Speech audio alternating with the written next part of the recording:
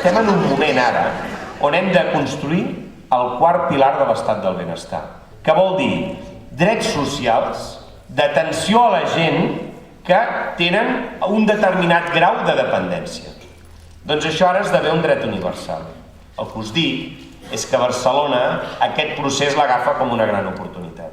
I que per tant nosaltres reformarem també part de la nostra estructura municipal per atendre molt millor a la gent. Jordi, me acuerdo de la frase, tenim un alcalde que no s'acollona, com es diu en català? Sí, que no s'acollonés. Això mateix, hasta la Pilar Rahola ho va referir, home, per problema del conill, jo ho veig sempre.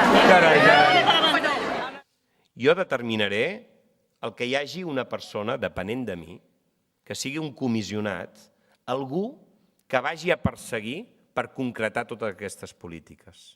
Per tant, que persegueixi i que doni la pallissa a qui calgui perquè els centres de dia es construeixin o la residència per a la gent gran es construeixin. I que si van lenta la construcció, apreti i que em faci el seguiment. I que si les coses no van prou ràpid, m'ho digui, perquè llavors sigui jo el que agafi el telèfon. És que anar a veure coses acabades, que tu les vas veure iniciar, fa una il·lusió especial. La ciutat que no tingui a la seva gent gran és una ciutat que no ens interessa. I a nosaltres Barcelona ens interessa i molt. Moltes gràcies.